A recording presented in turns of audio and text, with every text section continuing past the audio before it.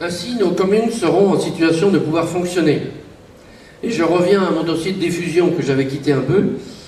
Avec la création de la communauté de communes de Chemillé-en-Anjou, on répond à l'exigence aussi de cohérence territoriale. Il y avait dans ce dossier de diffusion 3 points importants.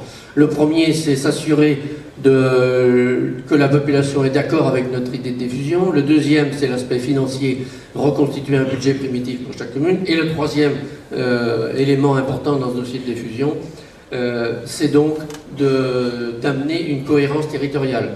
Il faut savoir que les communes aujourd'hui n'ont plus la possibilité de rester toutes seules dans leur coin. Elles sont obligées d'être rattachées à une communauté de communes.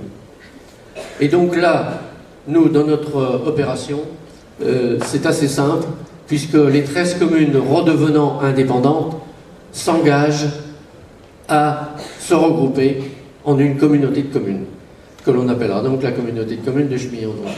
Et ça remplit l'exigence que l'on a vis-à-vis du préfet de cette cohérence territoriale. Du coup, notre dossier de diffusion est complet et peut être transmis à la préfecture. Nous y joindrons une délibération du conseil municipal pour demander à ce moment-là la diffusion de la commune nouvelle. Le préfet examinera notre dossier et il prendra un arrêté préfectoral de diffusion. Et il fixera une date d'élection municipale pour permettre à la population d'élire un conseil municipal dans chaque commune. Ainsi, nos anciennes communes reprennent vie. Elles retrouvent leur souveraineté. En 2015, vous n'avez pas eu le loisir de donner votre avis. En 2026, nous vous donnons la parole pour nous dire si vous voulez sortir de la commune nouvelle. C'est le sens de notre proposition. Sortir de la commune nouvelle. Ainsi, vous avez la possibilité de redonner vie à votre commune avec un conseil municipal et un maire de plein exercice. C'est sans doute la dernière chance d'y parvenir. Nous ne vous proposons pas un saut dans l'inconnu. Nous vous proposons de revenir à un système que vous connaissez bien, qui a fait ses preuves, qui a fait les preuves de son efficacité, avec des communes indépendantes, mais regroupées en communautés de communes. C'est la plus sûre façon d'avoir un pouvoir de proximité. Vous avez vu récemment que nos adversaires parlent beaucoup de proximité. D'ailleurs, ce besoin de proximité que semble découvrir et reconnaître l'équipe sortante pourrait être résolu en augmentant les pouvoirs du maire délégué. Parce qu'en fait, c'est ça qui manque. Sauf que ce n'est pas possible. Parce que dans la loi des communes nouvelles, le rôle des maires délégués est tout à fait encadré.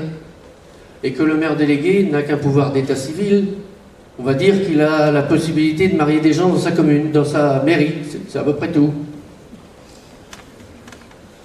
Et c'est bien pour ça que la liste concurrente prévoit un système, que j'allais dire alambiqué, de référents de proximité, mais qui ne résoudra rien, bien évidemment. La seule solution, vous l'avez bien compris, c'est d'avoir des communes indépendantes, un conseil municipal indépendant et un maire de plein exercice. Et là, vous aurez de la proximité, de la vraie proximité.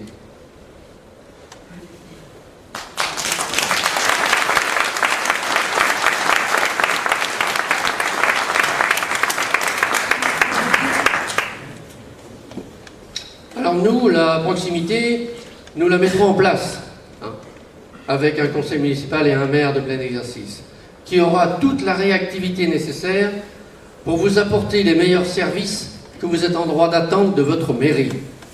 Alors votez pour la Frexit 4920, sans oublier notre slogan « Mieux vaut avoir un petit chez soi qu'un grand chez les autres ».